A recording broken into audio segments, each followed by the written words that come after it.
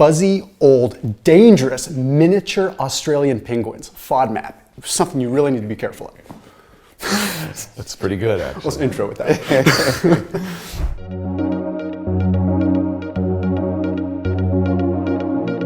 All right, so in reality, we are talking about FODMAPs, but a different kind of FODMAP. I'm here with my pal Stan Efferding, How you doing? Who's the author of The Vertical Diet, tremendous acclaimed bodybuilder, awesome guy, all around just awesome nutritionist, awesome trainer, power lifter, bodybuilder, probably one of the best guys when it comes down to the best guy, if you ask me, being able to bridge that gap between strength and muscle. Like really bodybuilding, powerlifting, just amazing combination. But you might not know it by looking at him, but he's quite well versed in understanding how the digestive system works. And even part of your Vertical Diet book really goes into that. So what are FODMAPs?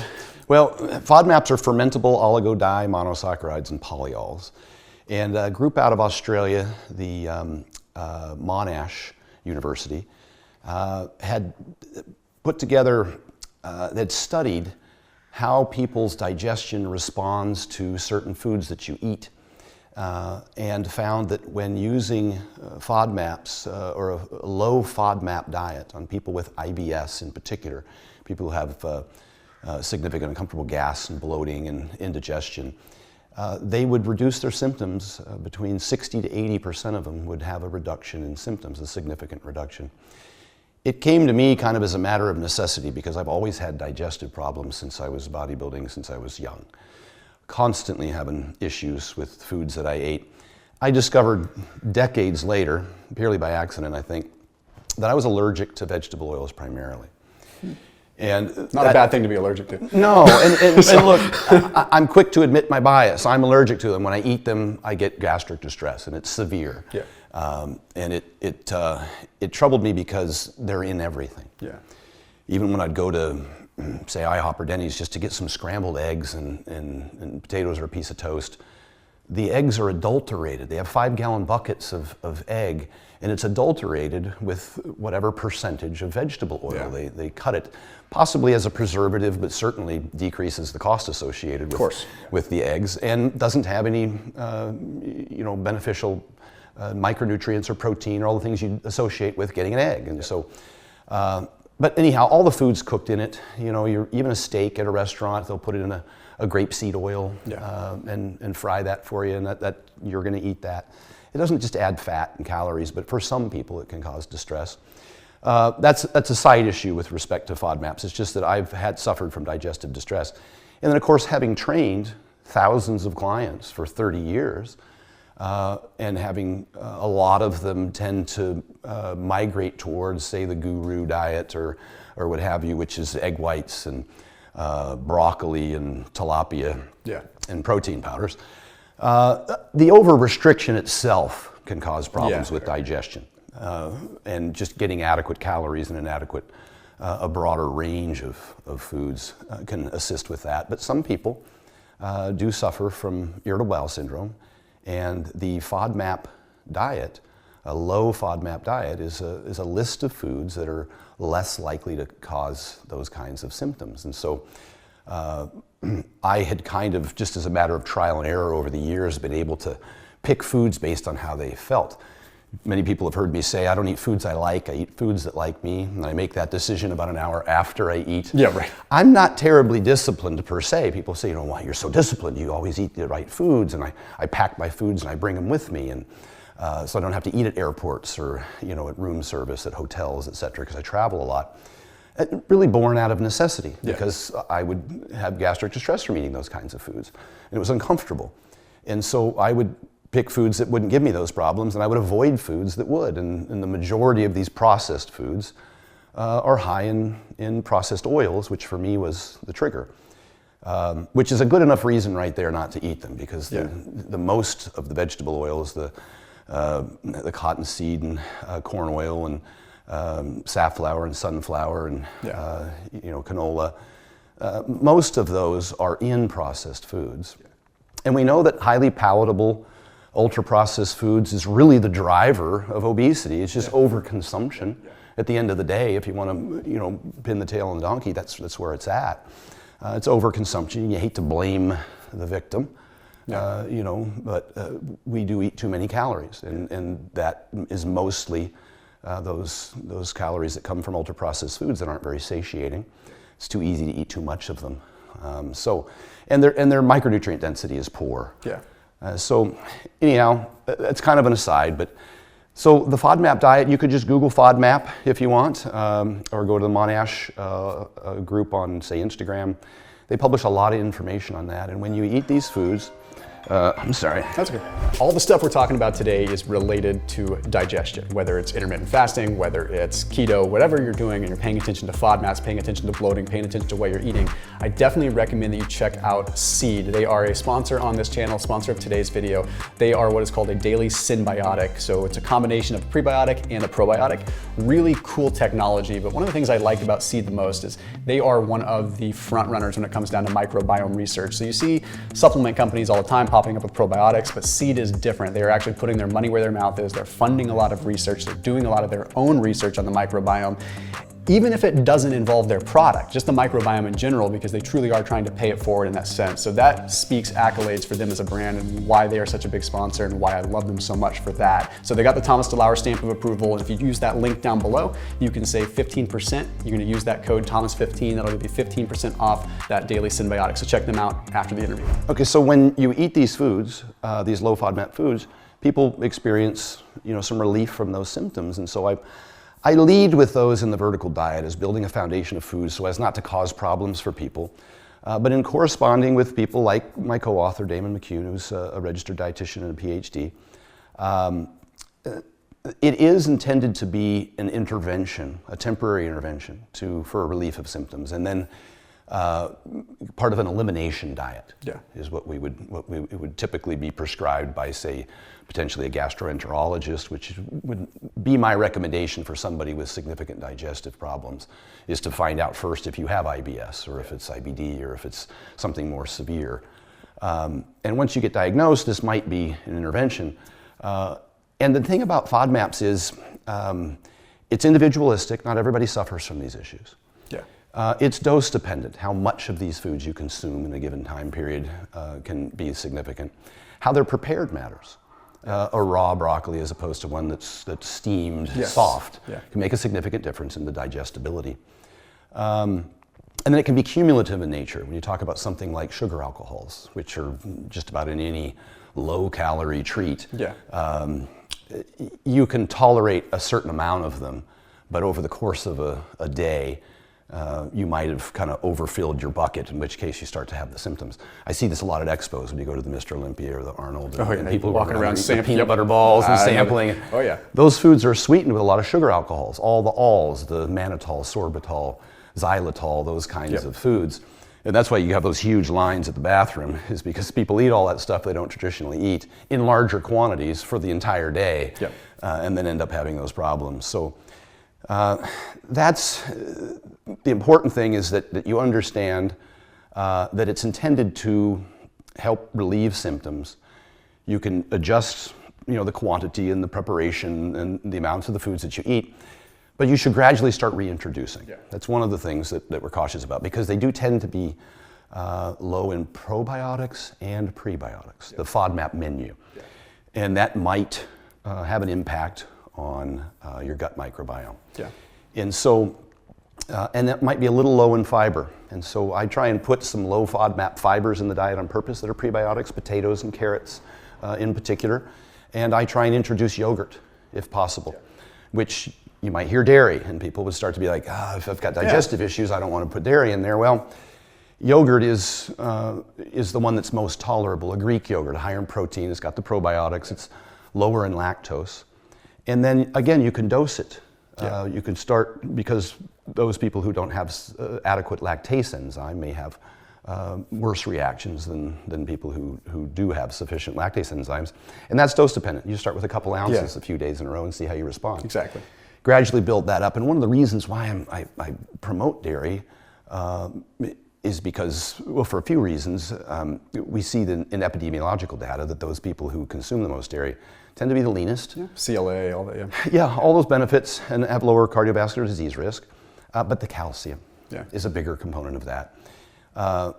And not just for bones, but for nerve signaling and for muscle contraction. Yeah. It can be pretty significant in terms, even blood pressure control. And not just the contraction, but the relaxation of muscles. Yeah. If you're looking at the way the fibers contract and relax, calcium's pretty critical for that. Yeah. And so people find they have less cramping and things like that. But back to the FODMAPs specifically, if you look those up and you look at that list of FODMAPs, you might find that there's foods that you're eating a significant amount of that are causing you some bloating, that if you reduced them or changed the way they were prepared, or even eliminated them for a little while, you can start to identify what your triggers were, very individualistic. And then just have some relief of those symptoms. They're certainly uncomfortable. Yeah. That's a good point. Yeah, because I love that you said that you aren't going full low FODMAP, because I think people forget that there is an element of, just in the name, fermentable, like you have what is called a fermentable demonstrable, right? Something that actually gets broken down. And in your gut, when you have these things that ferment, fermentation is usually associated with bloating and everything like that, but it's also a very important process within our gut, right? The ecosystem within our gut feeds on these things. So without having that fermentation to a certain degree at a healthy level, you would have no flourishing of diversity in your gut microbiome. Yeah.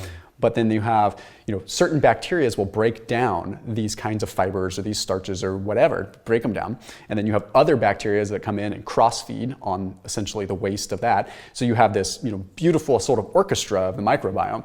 But if you have a dysbiosis or an imbalance somewhere, that's all it takes for something to affect you negatively. And with high FODMAP foods, the instances of that happening are significantly higher. So I love that you're one of the first people that I've talked to in terms of that looks at FODMAPs, that takes an honest approach of saying, hey, like, not all FODMAPs are created equal. Not all high FODMAP foods are created equal. And if you introduce them in slowly so you can find the ones that work for you, and even perhaps ones that don't work for you, maybe you introduce those slowly so you can eventually build up some tolerance to them. Yeah, some people can jam down a lot of garlic. Yeah. I can't. I can't eat onions, garlic. I can't. And I love garlic. That's the problem. It would wreak havoc on my body. Yeah. Another important aspect of perceiving that something is a trigger is understanding, like we said earlier, if you're in a big calorie deficit, that in itself can create some dysbiosis. 100%. And two, having sufficient hydrochloric acid in the stomach can have a pretty significant effect on your ability to digest some of these foods. Some people taking antacids are going to have a really hard time breaking down proteins and even absorbing minerals that are very important. So we try and get people off of antacids as quickly as possible. Even something which we'll talk about in another video about salt, sodium chloride, hydrochloric acid. These are essential. Even iodine is part of the process to manufacture hydrochloric acid in the body. Getting sufficient protein stimulates hydrochloric acid. So I have a whole video on that as well, but it's just to understand that it's not always just the food. It might be, are you not eating enough? Are you not eating enough variety? Or does your stomach not have adequate hydrochloric acid to be able to equip you to digest that in the first place? Yeah, very good point. Especially, on my channel with a lot of people that are intermittent fasting and longer fasts too. With that, you have radical shifts in the microbiome that occur during a fast because you have no food coming in. And low acid. And low acid. So no essentially fuel for the gut biome, right? So what happens is sort of a survival of the fittest kind of thing, where bacteria that you have plenty of that are flourishing continue to flourish even more, which sounds like a good thing because we think good bacteria, bad bacteria, but let me put it in context for a second. If you have a forest full of equal amounts of wolves and squirrels, and the wolves are eating the squirrels, and you have this happy marriage and circle of life going on, then all of a sudden you fast, and all of a sudden you have no more wolves, and you're only left with squirrels. Both the squirrels and wolves are bad. They're not as good as those fuzzy penguins I talked about in the beginning, but they're still pretty cool. But you got, the squirrels are all of a sudden flourishing. They're like, yes, we run the forest. Okay, well, now they're going to grow out of control even more. So you got rid of two good things by ultimately getting rid of one, right? So during a fast, when you have this massive change that occurs, then how you feed that bacteria is very important after you break a fast. Because if you have, let's just say, X and Y bacteria, X bacteria flourished, Y died off at the end of a fast, and then all of a sudden you eat a bunch of highly fermentable foods, well, guess what's going to happen? That bacteria that's already huge is going to grow even more. Now you have even more dysbiosis. And you have to be able to introduce, foods that are going to work. So it's a perfect bridge, like with intermittent fasting, when you are getting adjusted to sort of the bloating that sometimes occurs after fasting and things like that, going sort of low FODMAP is not a bad idea. And doing it in sort of an escalating fashion where you have these, low FODMAP foods, and then as you get more adjusted to intermittent fasting with time, then slowly start testing out different higher FODMAP foods and see how you deal with them, and eventually build yourself to a point where maybe you feel more comfortable having more fermentable types of vegetables. Because at the end of the day, we want diversity of our diet, like you said in the beginning. Of course, and you touched on it previously. Some strategies to use is to make sure you get sufficient electrolytes following a fast, and then eat your protein first. Yeah. That's going to stimulate your hydrochloric acid, and then that'll be in a better position to then put the vegetables and fruits. That's a very good point. Yeah. So those are really usable strategies. Google the FODMAP menu. Get yourself a list of those foods that there's hundreds, so we can't list There's them. a lot, there's over 100 on there, so how restrictive can it be? Yeah. But for potentially some prebiotics from dairy, and I mentioned some probiotics from dairy, and then some prebiotics usually from soluble fibers. That's great. It can be difficult, so you want to titrate those in smaller amounts over an extended period of time. But you need those for a good, healthy gut. And before we close off too, you mentioned soluble fibers. I always view soluble fibers are harder to digest, harder to break down, but bang for the buck in terms of if you're worried about food volume and how amount of fiber you can get, you can eat a small amount of soluble fiber and get more usable fiber. So start small, because at the end of a fast, the last thing you want to do is load up on a bunch of soluble fiber. Another great benefit of that is satiety. The soluble fibers are at the high. There's a satiety index where they feed people food and then they ask them how long they stay full for, and at the top of that index, boiled potatoes. A great starch, but also high in prebiotics and great soluble fiber. Oranges, another one. It's way up there at the top of the list. It'll keep you, protein in general. Yeah. Of course, we know that. Fiber in general. But those are two that give you the soluble fiber benefit that also can keep you satiated for a long period of time. Interesting. So I throw those in there at the top of the list plus they're loaded with potassium. A potato has twice the potassium as a banana, which is huge for, again, our electrolyte balance. And we'll talk about salt in another video, but that's a good point. All kind of, it's what I build the foundation of the vertical diet with those foods for that reason. Yeah. They're easy to digest, they're micronutrient dense, highly bioavailable, and they fulfill those micronutrient requirements, particularly potassium, which we tend to be deficient in. Yeah, no, that's perfect. And I guess one other thing, if you don't like yogurt, you can also start with kefir too. Kefir's a great thing. Yeah. So just a small little thimble of kefir. And I know people are going to ask this, so I'll kind of end with this. Did a separate video on it. Kombucha, there is no evidence of kombucha having the same probiotic effect as dairy has. And you can say what you want about dairy, consume it or not, but the evidence is lacking in the world of kombucha. So if you're drinking kombucha in terms of a probiotic effect, and I'm not trying to rain on the kombucha parade, because no, but you're right, there's good research. I sip on them every now and then because I like the taste and they're low calorie and things, but you also have to remember, this research is lacking. They haven't been able to demonstrate that it can actually colonize and actually have the only foods that literally have been able to be deemed literally probiotic foods are dairy-based probiotic foods. Fermented. Yeah. It's just, the data doesn't lie. But anyway, this wasn't meant to be just a massive tout the dairy video, but I wanted to make sure that I mentioned that the research there. So as always, keep it locked in here on my channel. Don't forget to check out Stan Efferding on Instagram. And also, if you're looking for a tremendous book, especially when it comes down to building muscle and staying lean, the vertical diet is awesome. So where can they find that? Everything's at stanefferding.com. You can find my book, my meal prep company, The Vertical Diet, delivers nationwide. We use low FODMAP menu items on that. Stan Efferding at Instagram, Stan Efferding at YouTube, and the book's in Barnes & Noble, and it's also on Amazon. Awesome. Cool. Well, thanks for coming. Thank you. See you tomorrow.